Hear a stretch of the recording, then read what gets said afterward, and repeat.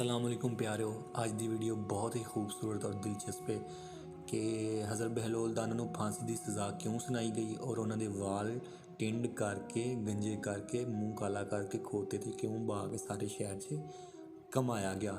ਇਸ ਤੋਂ ਪਹਿਲਾਂ ਇੱਕ ਛੋਟੀ ਜਿਹੀ ਰਿਕਵੈਸਟ ਹੈ ਕਿ ਮੇਰਾ ਚੈਨਲ ਪਹਿਲਾ ਜੋ ਕਿ ਹੈਕ ਹੋ ਚੁੱਕਿਆ ਸੀ ਇਸਲਾਮੀ ਵੀਡੀਓ ਦੀ ਵਜ੍ਹਾ ਤੋਂ, ਤੇ ਮੈਂ ਫਿਰ ਵੀ ਇਨਸ਼ਾਅੱਲਾ ਚਾੜਦਾ ਰਵਾਂਗਾ। ਛੋਟੀ ਰਿਕਵੈਸਟ ਹੈ ਕਿ ਇਹਨੂੰ ਚੈਨਲ ਨੂੰ ਸਬਸਕ੍ਰਾइब कर ਦਿਓ। कहानी शुरू करने। एक दिन हज़रत बहलोल दाना हारून रशीद के दरबार च हाज़र होए तो उस वक्त हारून रशीद अपना लिबास पहन रहा सी, शाही लिबास। हज़रत बहलोल दाना फटे हुए लिबास के नाल हाज़र पेश हुए तो हारून रशीद अगों बोल के कहंदा, बहलोल तू बड़ा हुशियार बनना है। सानू पता चलिया हुकूमत दे बागी इमाम मूसा इबन जाफर के दोस्तदारां विचों बनया फिरना ते आवाम नूं अपनी तरफ करके साडी हुकूमत दा तख्ता पलटना चाहना है। लोग समझते हैं पागल है, सानू पागल समझा के अपने आप नूं तू बचना चाहना, लेकिन हुकूमत तेरे कोल गाफिल नहीं है, सानू तेरियां सारियां सरगर्मियां दा पता है। हज़रत बहलोल दाना सुन के कहन लगे कि ज़ाहिर है तेरे नमक हलाल शिकारी कुत्ते तेनों सही तलाश देंदे होने ने, हुण तुसीं मेरे नाल की सलूक करोगे। भरे हुए दरबार दे विच इह मजाक उड़ाना ਉਹਨੂੰ ਬਿਲਕੁਲ ਪਸੰਦ ਨਹੀਂ ਆਇਆ ਹਾरून रशीद ਨੂੰ, ਤੇ ਉਹਨੂੰ ਬਹੁਤ ਜ਼ਿਆਦਾ ਗੁੱਸਾ ਆਇਆ। ਹਾरून रशीद ਨੇ ਕਿਹਾ ਕਿ ਤੈਨੂੰ ਐਸਾ ਸਬਕ ਸਿਖਾਵਾਂਗਾ ਕਿ ਤੇਰੀਆਂ ਨਸਲਾਂ ਯਾਦ ਕਰਨੀਆਂ, ਤੂੰ ਇਬਰਤ ਦਾ ਨਮੂਨਾ ਬਣ ਜਾਏਗਾ। ਹਾरून रशीद ਨੇ ਆਪਣੇ ਬੰਦੇ ਨੂੰ ਆਰਡਰ ਦਿੱਤਾ ਕਿ ਇਧਰ ਆਓ।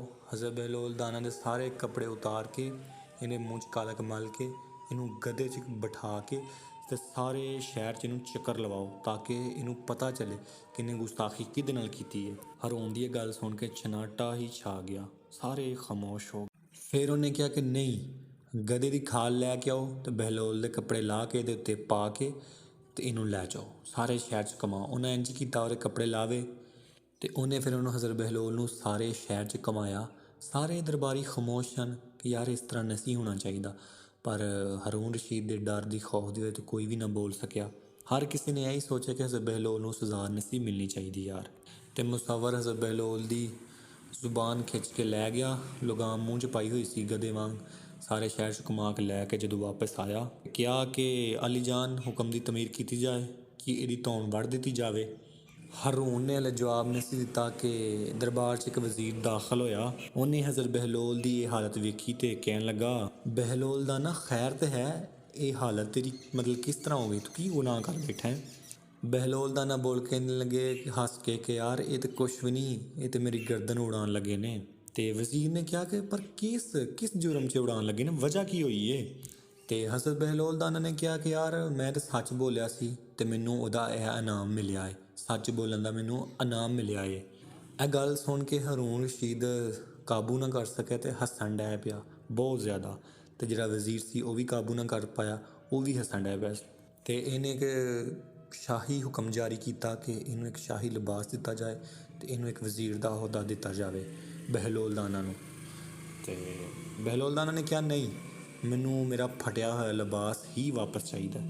यह ही बहुत बड़ी गनीमत है क्योंकि हारून रशीद का गुस्सा उतर चुकिया सी, इसलिए उन्हें कहा कि इनू इनाम के तौर से कुछ दिनार दिते जान। हज़रत बहलोल ने फौरन जवाब दिता, नहीं नहीं, जहन्नम की लिखी हुई पेशानी के नाल जिहड़ा माल है ना, ये मैनू नहीं चाहिए, क्योंकि जिहड़ा माल है लिखिया जाना उत्ते पेशानी के उत्ते। तो उन्हें कहा जी मैनू माल नहीं चाहिए जहन्नम का जिहड़ा मैनू जहन्नम लै जाए। इस तो बाद हज़रत बहलोल दाना दरबार तो रुखसत होने लगे। तो हारून रशीद ने आवाज़ दी कि बहलोल अगर तू इनाम इकराम अपने लिए इस्तेमाल नहीं करना चाहता तो लै जा तो किसी गरीब नू दे दें ताकि वो किसी काम आ जाएगा। तो हज़रत बहलोल दाना सोचने लगे, उन्हें कहा ठीक है। उन्हें गुलाम को पैसे फड़े तो रुखसत हो गए। फिर रुक गए, फिर उन्हें सोचिया तो वापस आ गए।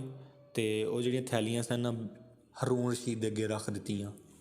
पहले वो थैलियां लैके तुर चला सी, उन्हें सोचा फिर वापस आके हारून रशीद नूं ही वापस दे दित्तियां थैलियां। इसकी वजह सारियां थैलियां उन्हें हारून दे अगे रख दित्तियां ते कहन लगे कि हारून मैं बहुत सोचा कि इस माल की सब तो ज़्यादा ज़रूरत किनू है, तो मैनू कोई शख्स नज़र नहीं आया।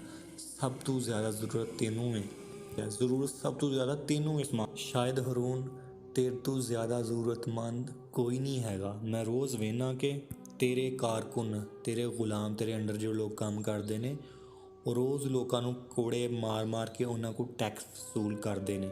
ਤੇ ਇਸ ਲਈ ਸਭ ਤੋਂ ਜ਼ਿਆਦਾ ਜ਼ਰੂਰਤ ਤੈਨੂੰ ਹੈ ਇਸ ਮਾਲ ਦੀ, ਤਾਂ ਕਿ ਤੇਰਾ ਖਜ਼ਾਨਾ ਭਰਿਆ ਰਹੇ।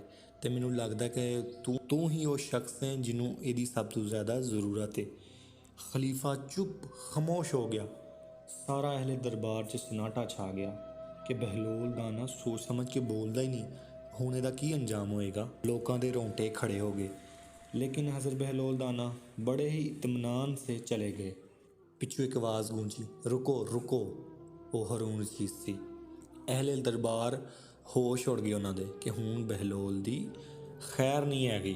एक गुलाम दौड़ के अगे वधिया तो उन्हें हज़रत बहलोल दाना नूं फड़ के पिछे लिया तो उहदे अगे पेश किया। हरून दियां अखां नम सन ते बड़ी ही गहरे सांस नाल बोलिया कि बहलोल तेरी जिहड़ी दीवानगी है ना, ये साडे होशमंदां लई बड़ी वड्डी नेमत है, अल्लाह की रहमत है।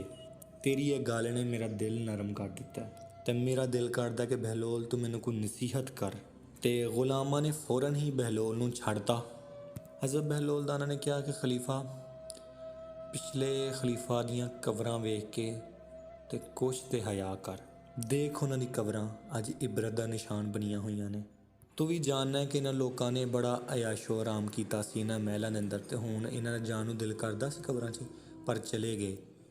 पर हाय बड़ा अफसोस, काश ये अपनी आखरत के लिए कुछ कर लेते, काश कुछ कर लेंदे भी, पर हुण पछतान दा की फ़ायदा।